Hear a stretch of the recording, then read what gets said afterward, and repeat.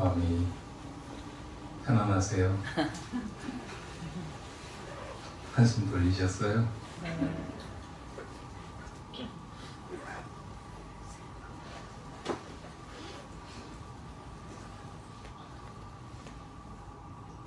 사는 일이 간단치 않고 세상 돌아가는 것도 복잡하게 짝이 없어서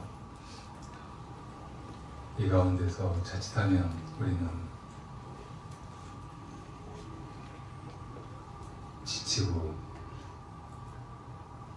혼란스러워하고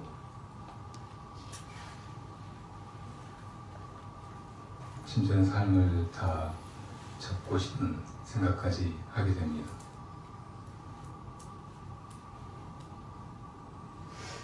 세상 모든 것은 다 제자리에서 편안하게 존재하고 또 나름대로 아름답게 빛나고 있는데 우리 인간의 속내와 머릿속은 자칫하면 그렇게 어지러워지고 복잡해지고 병이 들고 이렇게 존재하는 의미를 벗어나서 힘들어하고 다 포기하고 싶어지기도 하는 것입니다.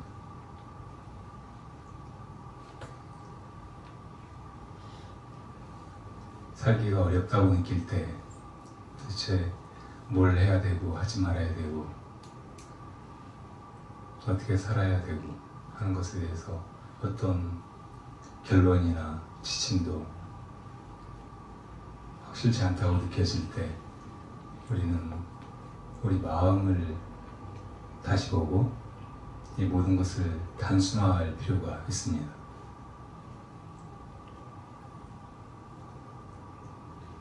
온갖 것들을 복잡다단하다고 생각하기로 하면 끝이 없고 그것들 낱낱이 분별하고 나누고 정리하려고 들면 도대체 갈피가 잡히지 않고 이게 불가능할 것처럼 보이지만 다 거두고 하나로 뭉뚱거려서 보고 근원을 살피면 모든 게 다 너무나 단순하고 명쾌해집니다.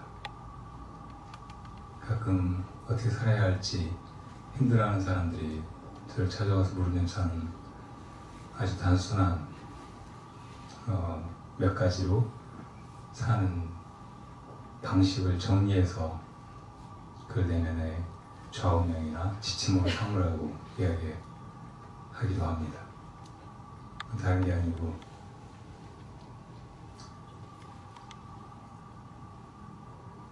하고 싶은 거 있으면 하고 하기 싫은 거 있으면 하지 말고 할 수 있는 거면 하고 할 수 없는 거면 포기하고 해야 되는 것이면 하고 하지 말아야 되는 것이면 하지 말라는 것입니다. 말이 쉽지 그게 어떻게 그렇게 단순한 문제 하겠어요?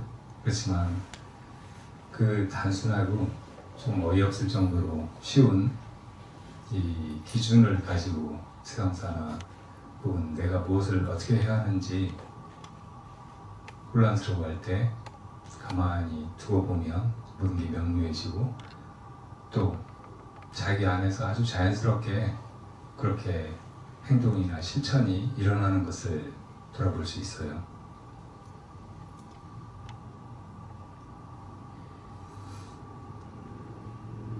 그런데 하기도 하고 하지 않기도 하고 하는 것을 무엇이 하는 것일까요? 다 내가 한다고 생각하지만 이것도 엄밀히 돌아보면 정말 내가 하고 있는 것인지 아니면 다른 내 안에 무엇이 이 일을 하고 있는 것인지 알 수가 없어요. 그러니까 이 기준을 보다 단순하게 하려고 하면 지금 4가지나 6가지의 이것을 더 줄여서 이것이 다 무엇이 하고 있는가를 조금 더 명쾌하게 보아야 해요. 그러면 혼란이 더 분명하게 거치고 모든 게 다 아주 자연스럽게 되어나가기 시작합니다. 내가 판단해서 해야 될 거, 하지 말아야 할 거, 하고 싶은 거, 하고 싶지 않은 거 이런 것을 알아보려고 하면 더 복잡해지는데 그것도 다 내려놓고 그냥 있어 보면 심지어는 나, 판단하는 자, 뭔가 하려고 하는 자, 욕망을 일으키고 그 욕망에 끌려가는 이것을 이 소화를 내려놓고 있어 보면 내 안에서 다른 무엇이 보다 크고 완전하고 훨씬 지혜롭고 조화로운 무엇인가가 일어나서 이 모든 일을 다 해나가고 있음을 뒤늦게 느낄 수 있다는 말이에요. 그렇게 살아가는 것이 훨씬 단순하고 명쾌한 삶입니다.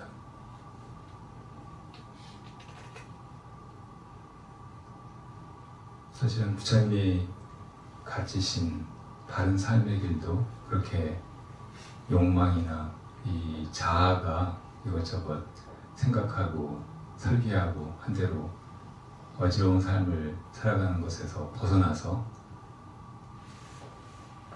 마음을 보다 단순하게 원래의 자리로 돌이켜놓고 세상에서 벗어난 사람처럼, 세상과 무관한 사람처럼, 심지어는 자기 가진 모든 것이나 자기 자신으로부터 자유로워진 사람처럼 그렇게 존재하고 살아가라는 말씀이라고도 볼 수 있어요. 그래서 결국 이 세상 모든 것을 복잡하게 만드는 것은 우리들의 생각이고 분별이고 또 그것을 책임지고 움켜쥐고 어떻게 해보려고 하는 이 자아의 문제이고, 그리고 단순한 본래 자리에 있는 진리란 그런 분별과 자아를 넘어선 곳에 항상 여애하게 있다는 뜻입니다. 그렇게 세상 모든 일이 벌어지고 있고 우리 마음도 그렇게 기능하고 있고 한데 공연히 내가 여기 있다, 이럴까 저럴까, 이게 좋을까 저게 좋을까, 이게 나한테 유리할까 불리할까 그렇게 재고 판단하려 하고 분별하고 하면서 우리가 이 혼란과 괴로움 속에 빠져든다는 뜻이에요. 그렇게 하기로 하면 끝이 없어요. 세상은 온통 더 복잡한 아귀다툼이나 소용돌이처럼 느껴지고 거기서 벗어나서 한 번이라도 지금은 참 여유롭고 내 마음이 넉넉하다, 사는 것 같다, 이제 숨 좀 돌릴 것 같다 이렇게 느끼는 때가 별로 없어요. 어쩌면 그런 시간은 영원히 오지 않을지도 모릅니다. 이 세상이 정말 내가 고개를 끄덕일 만큼 그 안에서 편안하게 살아볼 만큼 그렇게 안정되고 또 조화로워지고 좋은 모습으로 펼쳐져 나가기를 기다려서 그때 내가 행복해야지 하면은 그런 행복이나 여유는 영원히 우리가 느낄 수가 없다는 말이에요. 모든 것을 다 하나로 뭉뚱거려서 보면 바로 마음입니다. 바깥 대상 세계에 존재하는 그 무엇도 우리가 분별하니까 이것 따로 저것 따로이지 있는 그대로는 하나도 나눠져 있지 않아요. 서로 교류하고 있고 이리저리 변화하는 속에서도 서로 뒤엉키거나 다투거나 싸우지 않고 그러는 것 같아 보일지라도 우리가 그렇게 분별하지만 하면 그것이 아주 자연스러운 과정이고 그 속에 어떤 충돌이나 기본법 같은 것은 없는, 있는 그대로의 변화일 뿐이에요. 그런 바깥 대상 세계에 대한 분별도 놓아버리고 이것이 다 하나라고 볼 수 있는 것이 단순한 자기 내면의 편안함으로 돌아가는 길이에요. 그리고 바깥의 대상 세계와 또 자기 이것을 나누고 보면 영원히 그 하나란 이루어지지 않아요. 결국 궁극에 무너져야 할 그 벽은 바깥과 자기 안을, 나와 다른 사람을 나누는 이 경계에 있는 것이고, 그것을 놓을 때 비로소 나가 따로 있지 않게 되고 모든 것과 더불어 하나가 되는 것입니다. 그때 비로소 우리는 사실은 참으로 편안하고 안전하게 느끼게 되고, 그 여유로운 마음에서 다른 사람을 향해서 혹은 바깥 대상 세계를 향해서 편안하고 자비로운 마음이 일어나는 거예요. 결국 분별 혹은 자아를 놓고 모든 것과 더불어 하나가 되는 것, 이것이 모든 것과 평화로이 공존하고 그 가운데서 내가 해야 할 일들을 자연스럽게 별다른 부담이나 힘겨움 없이 해나가면서 행복하게 살아가는 그런 길이라는 뜻이죠.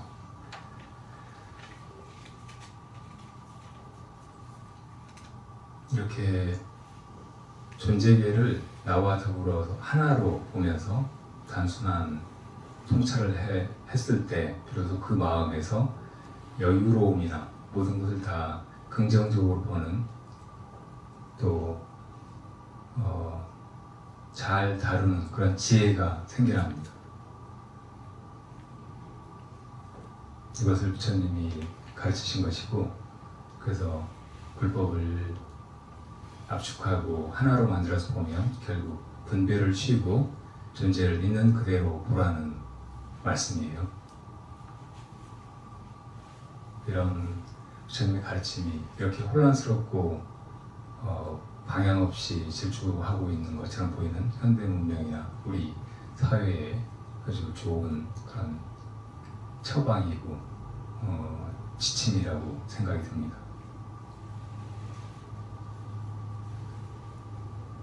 그렇게 지내다 보면 처음에는 약간 자기 자신이 무력해지고 바보처럼 되어가는 그런 느낌이 들 수도 있어요. 그러니까 많은 사람들이 수행하면서 화두를 들고 한참 애를 쓰다 보면 점점 자기가 바보가 되어가는 느낌이 든다는 얘기를 하거든요. 잘 그전처럼 명쾌하게 이것저것 분간하지 못하고 바로바로 대처를 하지 못하고, 다른 사람들이 뭔가 묻거나 어떤 걸 시키거나 할 때 즉각 잘 하지 못하고 뭔가 굼뜨고 어리석은 사람 같이 되어가는 걸 많이 느끼거든요.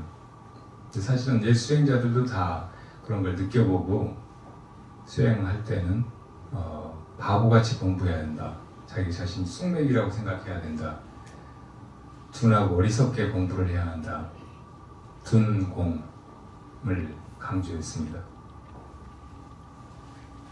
그런 과정을 거쳐서 정말 완전한 지혜, 성인의 경지에 이르게 된다는 말씀이에요. 그 어리석음이나 혹은 아무것도 모르는 바보가 된 것 같은 그런 심경을 지나지 않고 지혜의 눈을 뜨기는 어려운 것이에요. 우리는 항상 자아가 나서서 생각하고 분별하고 그 생각이나 분별에 의지해서 행동하고 이렇게 살아왔기 때문에 그것을 놓고 그냥 존재하려고 하면 당연히 무지 속에 빠지는 것 같고 자기 자신이 바보 같은 그런 느낌이 드는 것을 어쩔 수 없어요. 그렇지만 그 가운데서 정신을 놓지 않고 자기 안에 반야를 작동시켜서 존재의 실상을 보도록 이끄는 것이 부처님의 가르침이고 수행이 좋은 방편입니다. 과연 이 모든 걸 무엇이 하고 있는가 하는 화두만 들고 있다 보면 점점 분별심은 쉬고 이 자아가 있는지 없는지도 모르게 되고, 그리고 바보 같아져 가는 거예요. 그 바보 같아져 가는 과정을 참아서 이겨내고 그걸 지나가야지, 그냥 거기서 다시 분별의 세계로 생각이나 망상에 의존해서 혼란스럽게 살아가던 그때로 되돌아가면은 영원히 진리에 이르지 못하고 그 한계를 돌파하지 못하는 거예요. 그 바보가 될 각오를 하고 마치 이 세상에 쓸모없는 사람인 것처럼 혹은 태어나지 않은 것처럼 생각하고 화두를 들고 부처님이나 스님이 제시한 그런 바른 길로 뚜벅뚜벅 믿음을 가지고 나아가야 된다는 뜻입니다.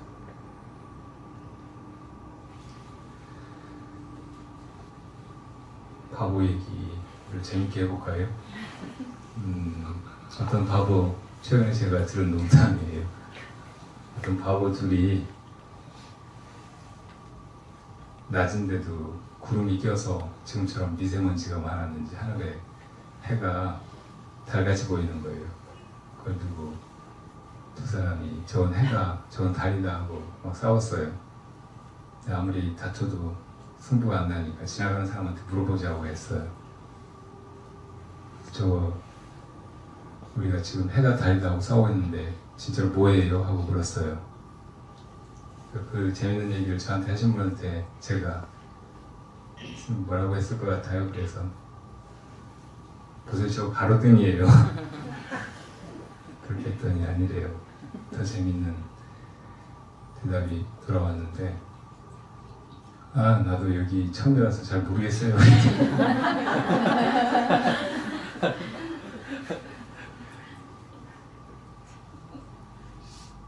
자, 하늘에 떠있는 그것을 해다라고 하면 바른 말이고, 해가 아니고 뭐 가로등이나 달이라고 하면 틀린 말이고, 이렇게 분별하고 살면 그냥 무난하죠. 그냥 아무것도 아니에요. 별 재미도 없고. 대부분 사람들이 다 그렇게 살고 있으니까 그런 얘기 들어도 하나도 웃기지도 않아요. 근데 다른 바보가 있어서 나도 잘 모르겠다고 하면 그게 웃기는 거죠.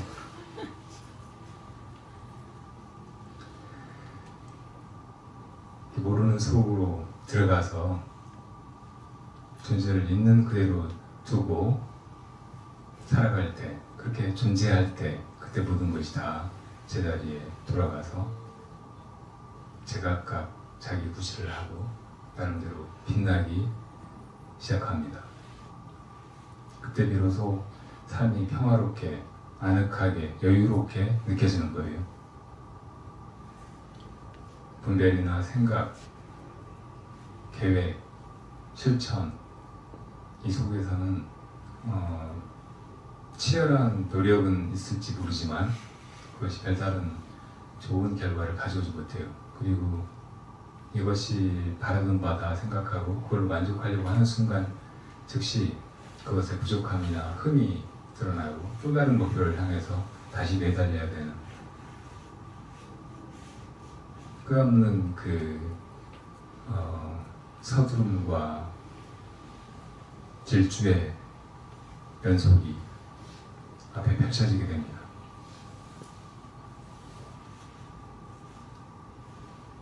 인간의 정신세계가 기탄 없이 펼쳐지고 또 많은 담론이나 모색이 가능했던 그 고대의 히라브에서는 그런 활동이 그냥 예사로 길거리에서 벌어졌어요. 그러니까 학교라고 하는 말의 어원이 스쿨의 어원이 스칼라라고 합니다. 그리고 그 말의 본래 뜻은 여유, 여가활동 그런 정도의 의미였다고 해요. 그러니까 학교를 어디 만들어가지고 이거 꼭 배워야 되니까 와서 이거 다 암기해라, 시험 본다.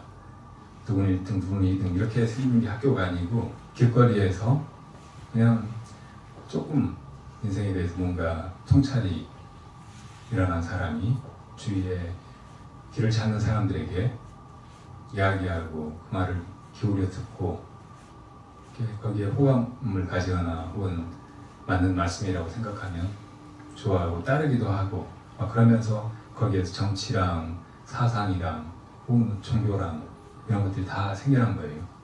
그러니까 이 모든 것들이 분화되기 이전에 원시의 그 학교는 그냥 우리 인간사에서 아주 자연스럽게 여유로운 공간에서 펼쳐진 그 무엇이었어요. 그러니까 먹고 살고 하는 문제가 해결된 사람들이 나머지 시간에 뭐 할 거 없으니까 모여가지고 떨다 보니까 학교가 된 것이란 말이에요. 그리고 그 학교에서 종교나 사상이나 정치나 이 모든 것들이 파생되었다는 이야기입니다. 거기서 가장 두드러진 혹은 그 원조격의 스승이 소크라테스죠. 소크라테스는 사람들한테 진리는 본래 너 안에 있는 것이다. 너 자신이 누구인지를 알면 그 진리의 주인이 되어서 진정한 철인처럼 자유롭게 행복하게 살아갈 수 있다고 이야기했습니다. 너 자신을 알라고 했고 아마 본인이 자신의 가르침을 산파술이라고 명명했듯이 누구에게나 이미 존재하는 그 진리를 끄집어내기 위해서 이것이 진리다, 내 말을 들어라, 믿어라 이렇게 한 것이 아니고 그냥 질문을 던졌을 거예요. 네가 누구냐 하고 너 자신을 알라 하는 말은 너 자신이 너를 모르고 있지 않느냐, 너의 무지를 자각하라는 말이었다고 해요. 또 실제로 우리가 스님이 갑자기 너 누구냐고 물으면 뭐라고 대답을 못하잖아요. 자기 자신이 누군지 모르고 있는 거예요. 그것은 알의 영역에 속하는 것이 아니에요. 이 모든 것의 본질에 대해서도 이게 정말 뭔가 물어보면 모른다는 느낌을 거쳐서 조금씩 거기에 대해서 알아가게 되고 배워가게 됩니다. 다른 무엇에 대해서 아는 것보다 자기 자신에 대해서 아는 것이 가장 중요하잖아요. 우리가 자기로서 살아가고 있으니까. 그 자기에 대해서 접근해서 이게 무엇인지 알아보려고 할 때 그 무지를 이겨내지 못하면 영원히 모른 채로 그냥 살아가요.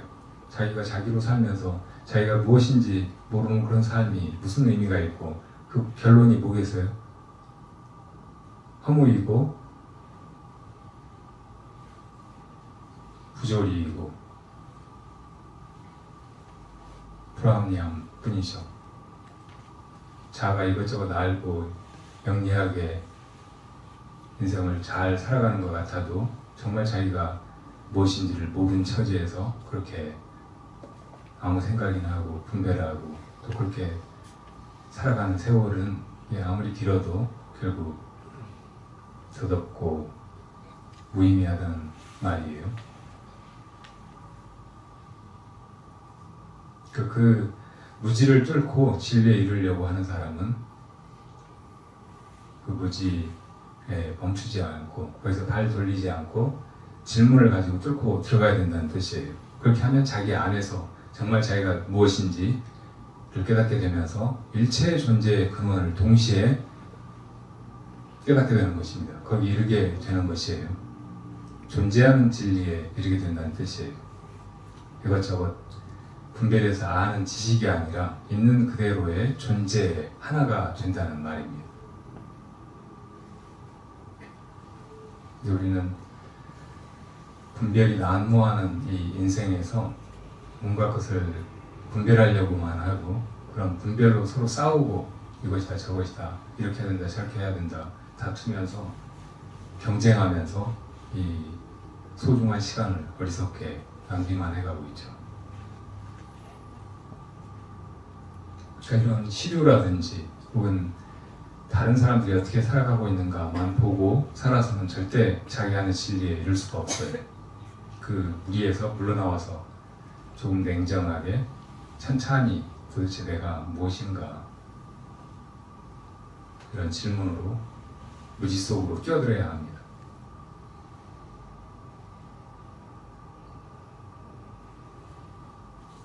그렇게 자기 안에서 자기가 누구인지를 깨달은 사람이 모든 것을 알게 되고 모든 것을 다 정복하게 되는 거예요.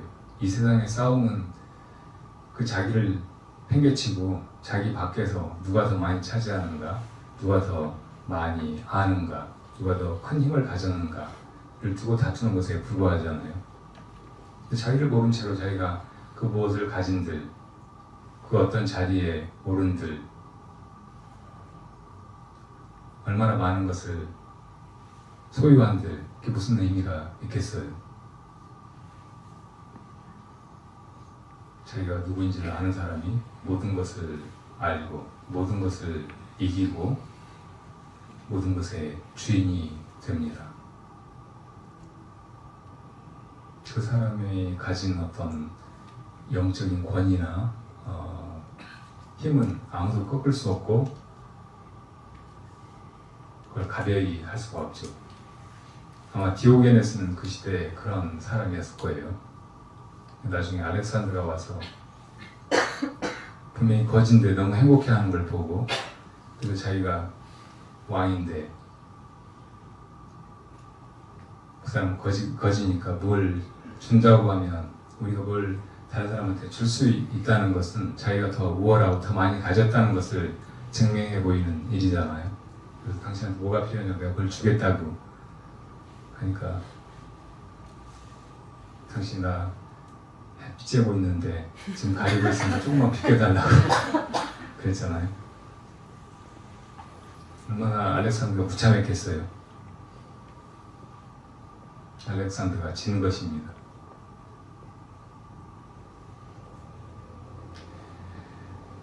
최근에 제가 아주 재밌게 본 동영상이 하나 있는데, JTBC인가에서 말하는 대로라는 프로를 만들었다가 지금 닫았나요? 거기 아주 사람들이 그 옛날 혈압의 학교같이 길거리에서 기습적으로 이렇게 연설자가 나서서 사람들한테 뭐라고 막 떠들기 시작하는 거예요. 그럼 그 사람들이 모여서 그 얘기를 들어보다가 거기에 공감이 일어나면은 1,000원씩인가 이렇게 기부하는 거예요. 그 돈을 이제 어려운 사람들 돕는다든지 좋은 쪽으로 쓰는 프로그램이었는데, 여러 가지로 재밌고 의미가 있었어요. 거기서 봤던 것 중에 제일 재밌었던 게 조승연? 네, 조승연이라는 사람이 한 이야기였어요. 사람이 누군지 저는 몰랐던 사람인데 한 얘기가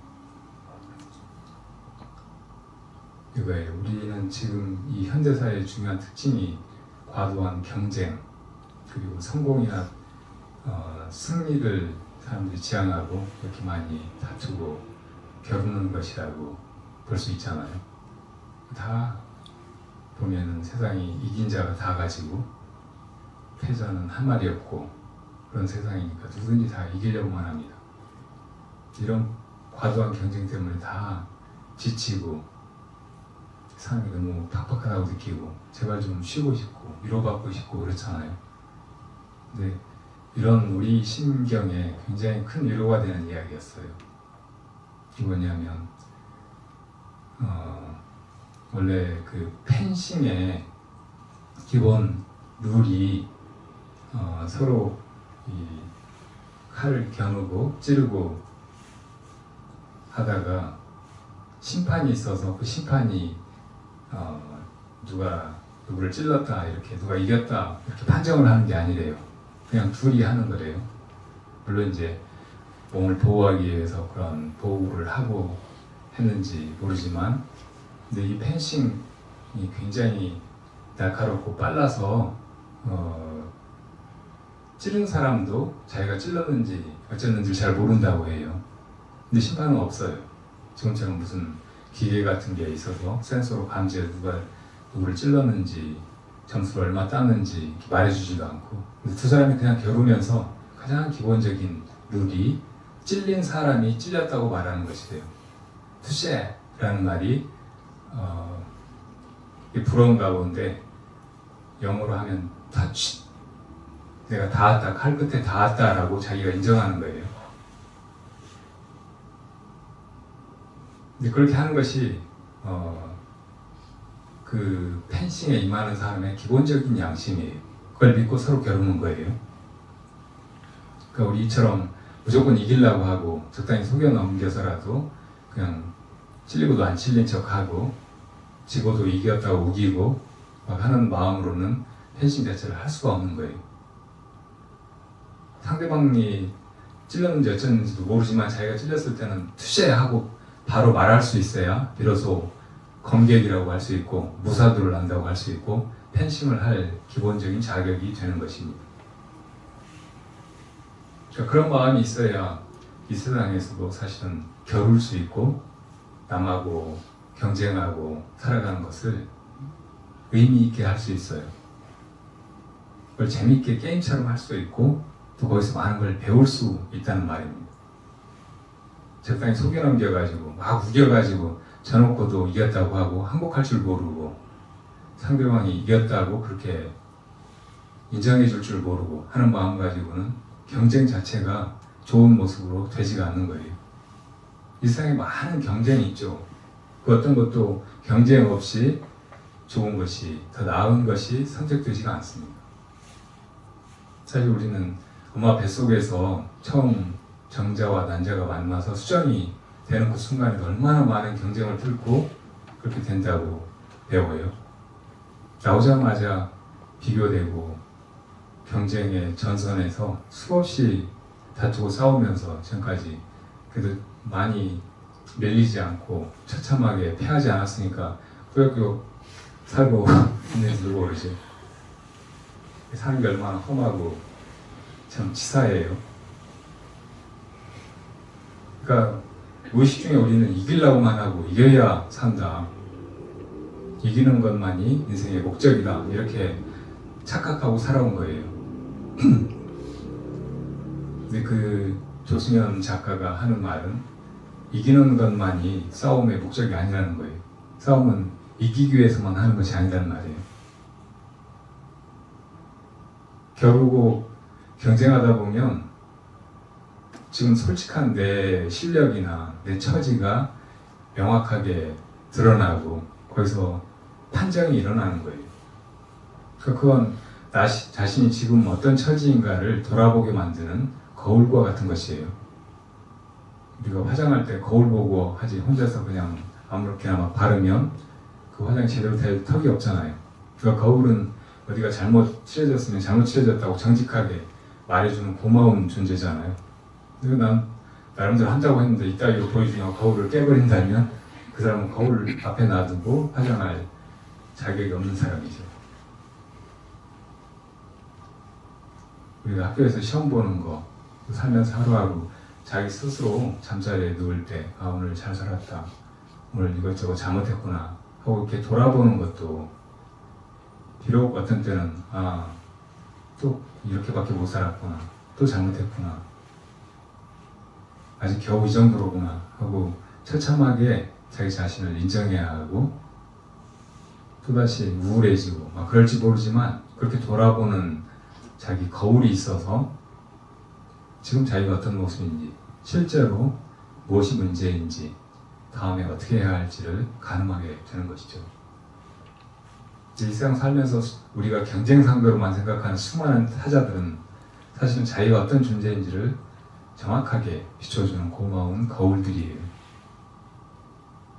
자기 스스로는 자기를 잘 볼 수가 없기 때문에 다른 사람들의 눈에 비추어서 자기가 어떤 처지인지를 비로소 바로 보고 그 냉정한 인식을 토대로 해서 더 나아지기 위해서 노력해가는 과정입니다. 그러니까 이것이 결국 인생의 진정한 승리라고 하는 것이 내가 사실은 형편없는데도 불구하고 누구한테 넌 대단해, 네가 이겼어 라고 인정받는 데 있는 것이 아니고 내 지금 존재를, 내 지금 솔직한 실력을 있는 그대로 평가받아서 더 나아지기 위해서 결국은 궁극적인 승리를 내 안에서 이루기 위해서 나아가는 싸움이라는 거예요. 그런 마음으로 살아갈 때 비로소 다른 사람과 함께 살아가는 것이 고마운 일이 되고 결국 나에게 도움이 되고 나를 크게 성장시키는 좋은 스승의 가르침이 된다는 말이에요. 그러니까 그렇게 하기 위해서는 우선 내 처지를 정확하게 냉정하게 있는 그대로 말해주는 스승 앞에, 그 거울 앞에 겸허하게 설 줄 알아야 된단 말이에요.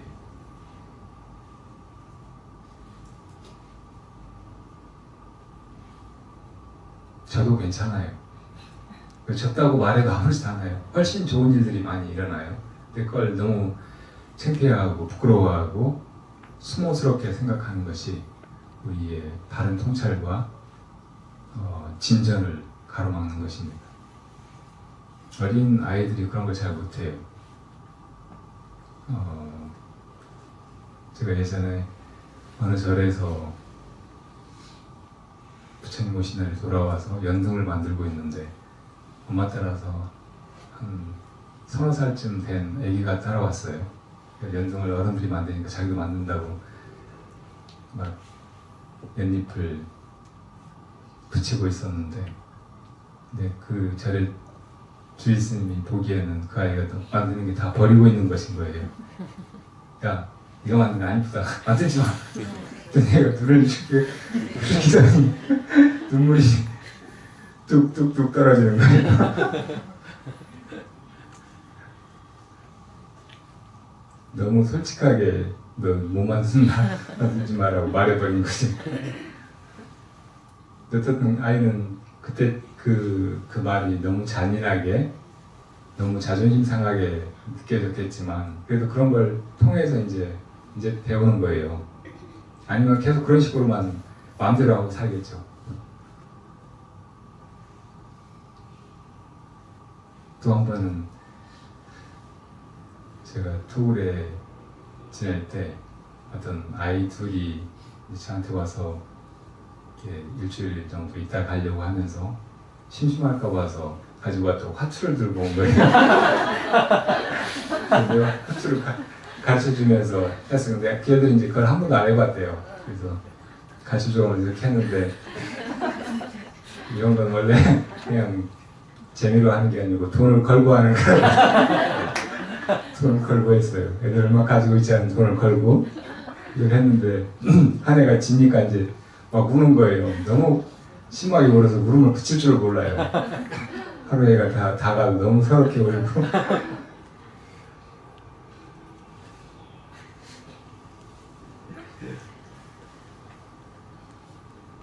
사실 아이들의 마음이나 어른들의 마음이나 그 흐름의 본질이 다르진 않죠. 어른들도 무슨 사업을 했다가 크게 망하면 정말 좌절하고 자살도 하고 하잖아요. 근데 그렇게 화투치기 했다가 져서 하루 종일 우는 애하고 그 마음이 별로 다른 게 아니에요. 뭐 잘해보려고 하면, 내가 잘했으면 좋겠는데 그게 마음대로 안 되면은 진짜 세상 싫잖아요. 눈이 흐려지고 눈물이 안 나올 수 없죠. 그래서 정말 살면서 빨리 배워야 할 게 질 줄 아는 거, 자기가 졌다는 거 인정하게 되는 거, 또 내가 이렇구나 하고 얼른 돌이켜서 알아차리고 그걸 고치려고 해야지, 이게 심판을 내리는 사람이나 자기를 있는 그대로 비춰주는 거울이나 혹은 지금 자기 처지에 너무 좌절하면 안 됩니다. 얼른 보고 고칠 수 있으면 되는 거니까요. 저도 괜찮은 거예요. 너 못한다고 해도 괜찮아요. 그런 마음으로 해야 이제 사는 것이 그냥 화투놀이나 혹은 뭐 이것저것 하고 사는 것이 즐거워지는 거예요. 있는 그대로 자기 실력껏 그냥 그렇게 하고, 자기보다 더 잘하는 사람이 있으면 좋은 일이잖아요. 자기가 배울 수 있고 또 그 사람 따라서 더 나아갈 수 있으니까. 그런 걸 배우지 못한 사람은 사는 것이 계속 팍팍하고 뭔가 자기 스스로를 제대로 보고 인정하지 못하고 하기 때문에 항상 마음속에서 이렇게 자기 자신이 떳떳하고 당당한 사람이 아니라는 그런 느낌에 시달리면서 삽니다. 또 위선적이고 또 가식적인 그런 사람인 것처럼 느끼면서 별로 자기를 긍정하고 자기 안에 가능성이나 좋은 그 바탕을 보지 못하고 살아가게 된다는 뜻이죠.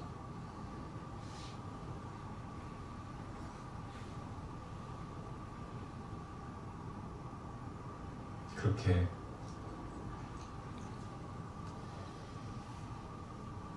먼저 자기 안에서 있는 그대로 자기를 인정할 줄 알고, 어떤 때는 다른 사람하고 비교 당하게 될지라도 그것 때문에 너무 이렇게 무너지게 되거나 혹은 거기서 그렇게 인생의 의미 자체를 놓쳐버리지 않고 편안하게 그걸 받아들이면서 나아갈 때 내가 사는 게 여유로워지고, 그리고 다른 사람들 보면 아, 저 사람은 저렇게 못 살아도 별로 재주가 없어도 조금 못생겼어도 또 많이 늙었어도 참 좋아 보인다, 그대로 아름답구나, 나도 저렇게 살고 싶다, 이런 마음을 일으키게 해주죠.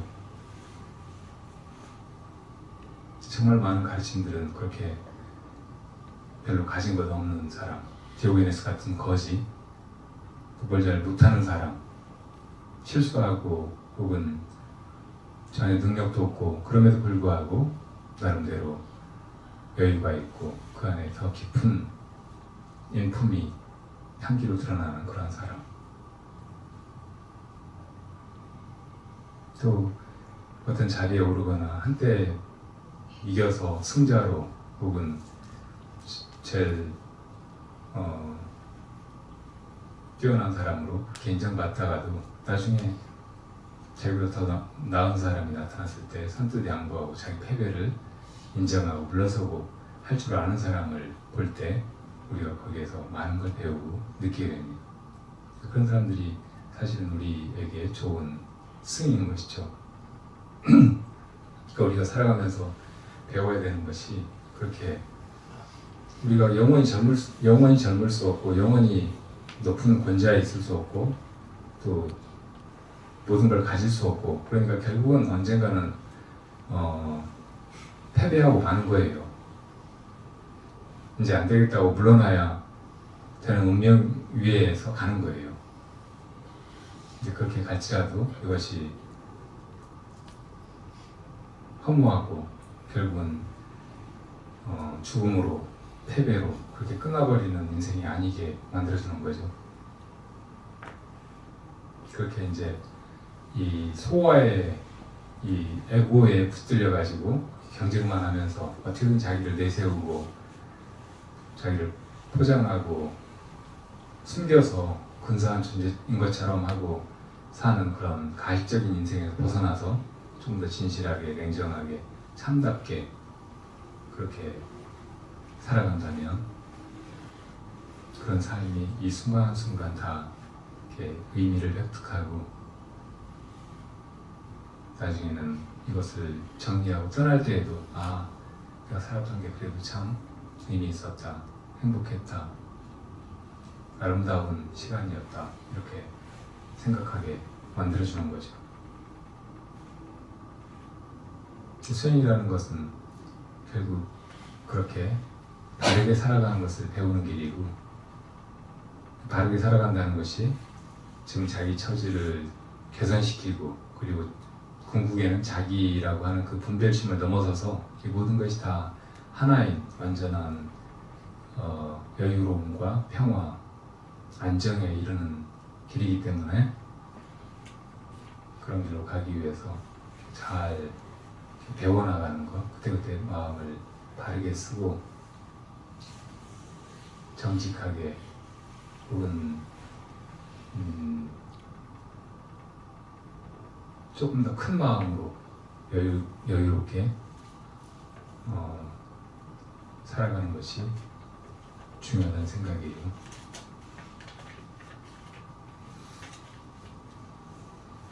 봄에 피는 꽃들이 좋은 때가 와서 앞다투어 피고 서로 제각각 제 아름다운 모습과 향기를 드러내지만 그 어떤 것도 경쟁하지 않듯이 자기다운 아름다움이나 자기다운 향기를 드러내듯이 우리도 이 봄을 그렇게 살아가야 될 것 같습니다. 여러분 모두가 다 아름다우시고 또 향기로우시고 그리고 다른 이들에게 또 이 세상에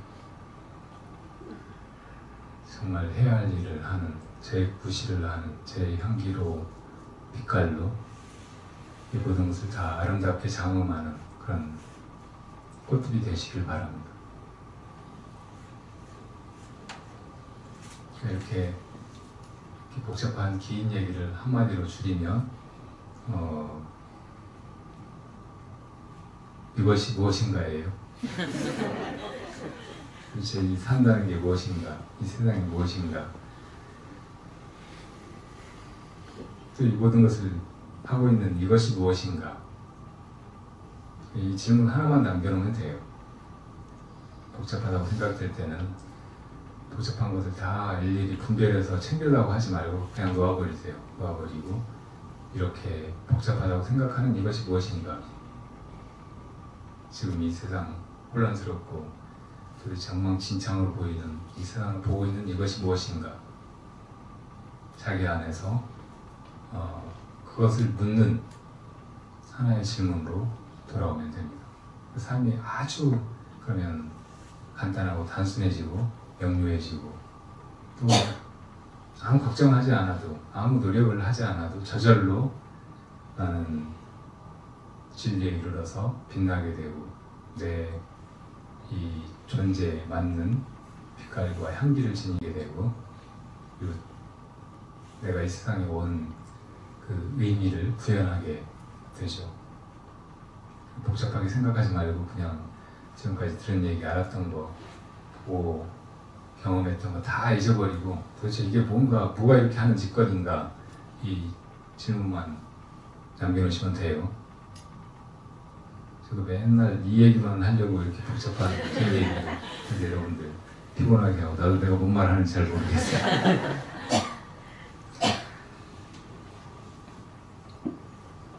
이것이 무엇인가, 당장 답을 얻지 않아도 다른 사람은 깨달았다고 하고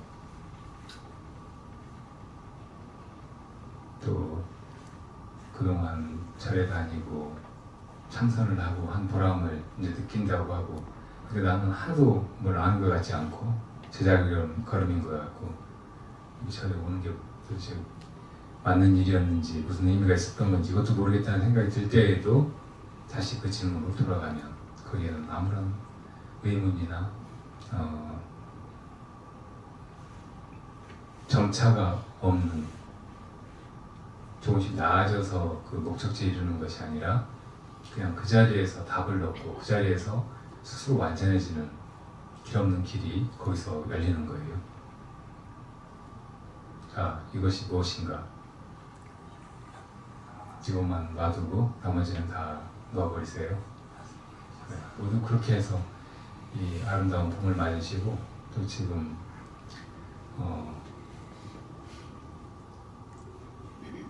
어지러운 그리고 역시 앞날도 불투명한 지금 대한민국, 또 2017년이라고 하는 이 시간을 잘 살아가시기 바랍니다. 이 질문만 가지면 여기 전쟁이 일어나도 관계없다, 나 죽어도 관계없다 이렇게 생각하세요. 진짜예요. 이거 아니면 아무리 고민하고 불안하고 어떤 노력을 하고 해도 끝까지 답이 없을 거예요. 이렇게 만들어봐도 그렇고 저렇게 만들어봐도 그렇고, 이 사람 대통령 뽑아놔도 그렇고 저 사람 대통령 뽑아놔도 그렇고, 통일이 돼도 그렇고, 한국이 어마어마하게 부강한 그런 나라가 돼서 이제 더 이상 외세에 휘둘리지 않는 그런 어엿한 나라가 되어도 그렇고, 여전히 여러분들 마음 아는 공허하고 도대체 어떻게 살아야 할까, 그 인생의 회의가 뭉게뭉게 피어오를 거예요. 자, 마음을 크게 먹고 이 단순한 하나의 질문으로 돌아가시고 그것과 하나가 되시기 바랍니다. 묻고 물으면서 오고 가고 그렇게 살아가세요. 지옥에 가도 상관없다고 생각하십니다. 이것만 있으면 된다, 그런 마음이시기 바랍니다. 모두 수고하십시오.